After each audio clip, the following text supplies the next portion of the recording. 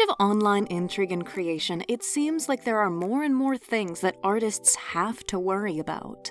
Extra steps to add to your creative process. Glaze your artwork here, nightshade it there, put your signature all over it, or else it's practically your own fault if it gets reposted or chewed up into Open Sigma AI or whatever new database has been made that cannibalizes other existing datasets until we end up with more nightmare abominations of Jesus carrying double legs out of an airplane crash. It's stifling and time-consuming. But how much does this actually help? How protected is your art and your photography when you post it online?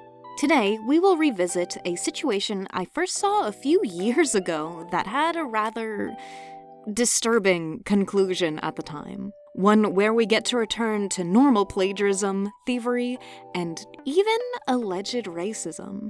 Hey ya ho ya out there to all my big brothers, sisters, aunties, uncles, and of course, mommies, daddies, siblings, and guardians. It's me, your bite-sized baddie and favorite little brother Mark. Back in 2022, I stumbled across a Tumblr post describing an at-the-time ongoing situation with a rather scathing opening statement. Art thief Jeff Dieber plagiarized the work of Jang and presented it as his own version of Turandot, even winning prize money for it. A post like that certainly caught my attention, so after reading through it, I went to do my own research. Remember, kids, social media is good, but actual news articles and cited sources are better, especially when they include quotes from the parties involved. In 2022, at the time, student artist Jeff Dieber was dubbed Laureate of Biennial of Contemporary Art of Stresen, Luxembourg for his contribution of the painting titled Turandot, an oil-on-wood painting completed in 2021. The painting was put on display at the Stresen Culture Center and is the center point of this controversy, as it is visibly a near-direct copy of Jang's portrait photograph done for Harper's Bazaar Vietnam in 2017, just flipped horizontally and with a different color of fabric and sword added. A painting being exhibited at the Stresen Culture Center in Luxembourg is a high honor on its own, but Dieber actually won the 11th Biennial of Contemporary Art Award, which earned him €1,500, around $1,576 at the time. With the piece being put on display at such a prestigious institution and being listed for sale at close to $7,000 USD, anyone would be impressed. However, this price point in part is what led fans of Jang to reach out, culminating in a rather scathing social media post from the photographer. Am I crazy or is this insane? This guy rips off my work, gets exhibited at Stresen Cultural Center, wins a prize of €1,500 in an event supported by the government of Luxembourg and Ministry of Culture, and had it presented to Hereditary Grand Duchess of Luxembourg, Princess Stephanie. When confronted by others about copyright infringement, he sends me an email statement, tells me that as a figurative painter, it's obvious that he needs reference materials, that he was inspired by someone else who appropriated my photos first, and even though he was inspired by some of my artistic choices, he had, quote, created an image in an artisanal way, with different colors, flipped the photo, and added earrings and a sword. He goes on to include a list of artists that used famous IPs and paintings in their art as example, mansplaining what copyright infringement and transformative use mean, as if I haven't been dealing with these things these past 2 decades. I'm always happy to let students reference my work for studies or practice, so long as it's not for official portfolios, commercial gain, and always credited. If my artistic choices and creations have no value, then people ripping off my work should have no business referencing them, right? If others can identify the original work and email me about plagiarism and infringement independently, that is really just straight-up copyright infringement. There are lots of legally free images and tools online people can use for reference. Just because I or other creators share our work online, it doesn't mean that our works are suddenly free for all to exploit. To see someone praised, awarded, winning prize money, and shamelessly doing interviews while claiming credit despite copying so much of another person's work, The audacity and utter disrespect. I don't know how someone begins to think that this is okay and is something they can be proud of. I'm just so speechless. I can't even begin to process what to do. Just insane. After Jang's social media posts on the subject began going viral, another photographer came forward with frighteningly similar allegations. Continuation of the Jeff Dieber saga brought to light by Zemotion, he's apparently ripped off my photography numerous times as well. Don't do this. This is not inspiration, study, or cheeky derivative art. It's personal profit at the expense of your contemporaries. Looking at these photos by Bjork and these paintings, one is seemingly a direct copy, just again flipped, and the other has at least a few additions of a cigarette, AirPod, and tattoo.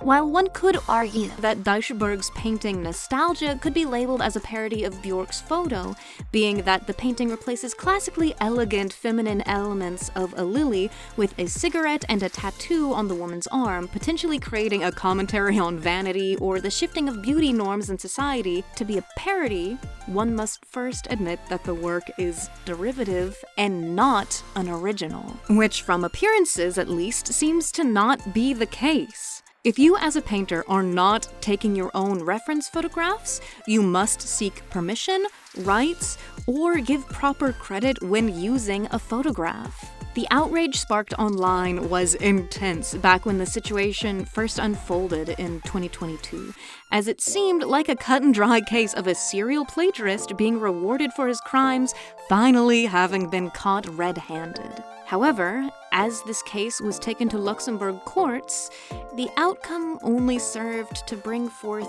even more online outrage. Jang's case ended in a loss. It was argued that because Taranda was painted and Jang's work was a photo, it was transformative. It was argued that because the image was posted online, Dieber and anyone else in the world had free rein to use it for their own works.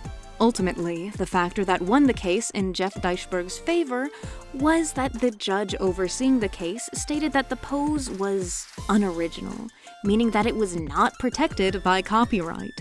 As quoted by Noite Dutil, to benefit from copyright protection under Luxembourg law, Loi du 18 avril 2001, sur les droits d'auteur, a creation must meet two conditions.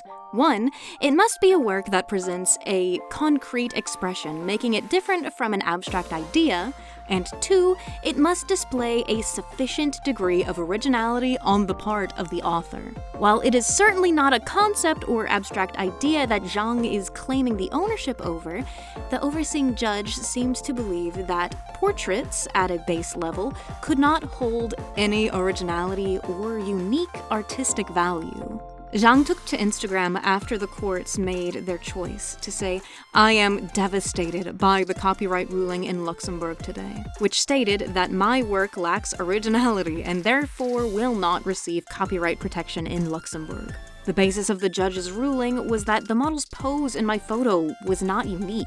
But how can the copyright of a photo be based on pose alone? If having a unique pose is the premise for copyright protection of an image, then nearly all portrait works in the world will not have copyright protection. She went on to note that the worst part is that the ramifications not only affect my work, but sets a dangerous precedent that extends to all photographs and artists whose portraits are now under the threat of losing copyright protection. This seems like an outrageous choice on the judge's part. Yes, while it is true that nobody can own a pose just because they took a photograph, that is not the case of what happened here. All other elements of Jang's photo were directly copied by Dieber without credit. The only changes added were minuscule at best. If one were to, for example, take a picture of Mickey Mouse, flip it horizontally, change the color of his shorts, and put a gun in his hand while leaving every other element the same, that would not be protected as a unique creation under copyright laws, even if you did change the medium in which it was created.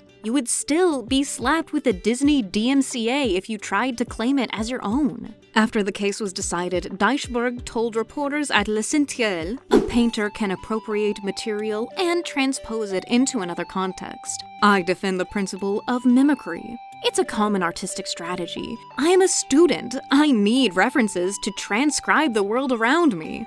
Disregarding the fact that this is a bastardization of what artists mean when they say steal from other artists, the sense of entitlement that this shows really set a lot of people off.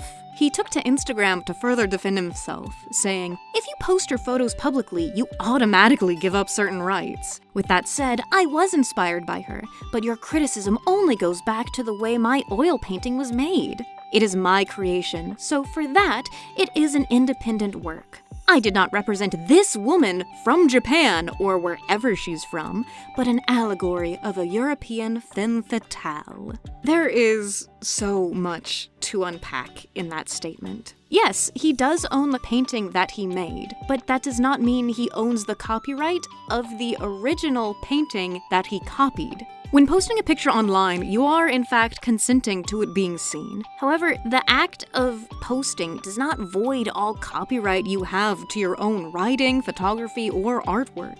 Many sites such as DeviantArt and even Instagram show the copyright mark and year in the image information, for example. Even if those statements did not exist, an artist retains certain copyright over their works as soon as they are created. Then there is the fairly dicey comment about Jang's model's race. It took very little time to find who the model in the photograph is. Quite literally, one Google search of Harper's Bazaar Vietnam Jang led me to Jingya's Facebook post showing the same model, crediting her as Ji-hae Park, a stunning Korean model who has been featured in Vogue and Elite Paris alongside Harper's Bazaar. I would not say that Dieber is a racist. I do not know him or his work well enough to say that in any definitive nature. I will, however, say that this immense lack of respect for these women shows the same callousness that went into the creation of this painting. It would seem as though he simply did not care enough to put any research into who he was stealing from or stealing the image of to portray her as an artistic model or as a human being with any ounce of decorum. Additionally, as a note during editing, the operator and whose titular character he titled this painting after is about a Chinese princess by the same name. To have such little care for research when titling your own piece speaks volumes in itself. There may be a certain level of Eastern Asian fetishization that feeds into his choices of adding a random sword to his painting, as well as seeing this beautiful woman and deciding that she must be a femme fatale. Not every beautiful Asian woman is Japanese, and not every Asian woman with a sharp gaze is out to torment and end the men oogling her. That is only conjecture, however, and would be better done as its own piece of media analysis. Lucky for him, Jeff's discography of potentially plagiarized paintings come from women of multiple cultural backgrounds. So if any outlandish claim could be made, it would be misogyny and not racism. Ultimately, the callous nature of his own statements just show flagrant disrespect for other artists, which is unacceptable in any case. Jang immediately submitted an appeal to the Luxembourg Court of Appeals following the ruling. It was a clearly long process leading us to May of 2024 that was incredibly taxing to her mentally and physically. The photographer was subject to not only wishes for her death, but clearly racially motivated hate thrown in her direction. My home address was doxed. I was told they'd put me in jail, that I'd kill myself soon. I lost out on work because of how it ate away at me, but I didn't want to give up. Jang showed immense fortitude in the face of adversity, never giving up on what she knew was right. Not only for her own sake, and how she was personally wronged, but for the good of all artists and photographers who may face similar issues in the future. If left to stand, this ruling would have spelled disaster for countless creatives down the line when stolen from. After all, if it could be argued that the pose was all that mattered in Jang's case, then that would open the door to increasingly egregious cases of plagiarism. Finally, after 2 long years of fighting, Jang's stick-to-itiveness was rewarded when the Luxembourg Court of Appeals ruled in her favor. This is for the young me who couldn't fight for herself, and for everyone else who felt the same, that they couldn't challenge what seemed terrifying, powerful, and unjust, she wrote on her website. I know that as an individual, it may not seem like there's much we can do, but even if we are alone, the act of many individuals fighting for what's right over time may one day be collectively enough to make a difference in this world. I want to thank Luxembourg and its judicial system for upholding copyright protection for an individual, especially in a time of AI where our rights seem to be quickly eroding. And to my lawyer, Vincent Wellens, and the team at Judicial, thank you for your strength and for fighting to protect the rights of artists. I'm grateful for the incredible kindness of the people of Luxembourg and everyone around the world. Your help and support meant a lot when my world was breaking apart. With this win, Dieber was ordered to pay 1,500 euros in legal costs, the same amount he won for the plagiarized painting back in 2022. Additionally, he is forbidden from selling the piece and may never again exhibit Turando, else he will face a penalty of 1,000 euro per day, up to a maximum fine of 100,000 euros. In this case, it seems that justice has finally been served. When Jang may never have justice for the unimaginable hate she received for standing up for herself, it is surely vindicating to have such a win. The biennial purportedly brought together artists from all over the world to share their works when Dieber won with his plagiarized painting. So it is easy to imagine that the other entrants having their paintings overlooked in favor of a plagiarized piece must have felt like a slap in the face. Hopefully, this acts as justice for each of those painters as well. As artists, it is our duty to respect others in our field and work towards the betterment of our respective mediums. If you want to paint a photo that you love, talk to the photographer. Pay for the rights to use the piece if you can. Jang herself states that she's been more than happy to allow other student painters to use her photos as reference in the past, so long as the finished paintings are not used for profits or claimed as entirely original works. If Dieber simply put aside any pride he had and spoke to Jang beforehand, this story could have possibly had an entirely different arc. One of friendship, mentorship, and camaraderie. Unfortunately, we have a story of hubris, and the downfall of a clearly talented painter who tarnished his own name before he could truly even make one for himself. What do you think, though? Do you think that the first court ruling was right, or are you more happy with the second one? Where do you draw the line at what's referenced versus what's copied? I'd love to hear what you think in the comments below. And if you made it this far, put a rainbow emoji in your comment. I would love to know who stuck around to the end.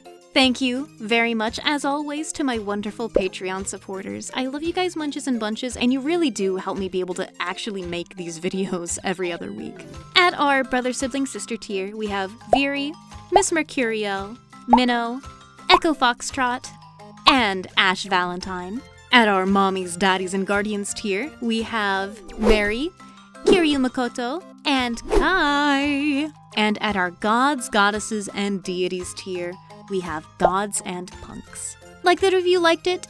Subscribe! We're doing an art giveaway when we reach 3K subscribers, so I hope you'll help out. And I hope to see you in the next video. Have an absolutely scrabdangulous day. Bye-bye!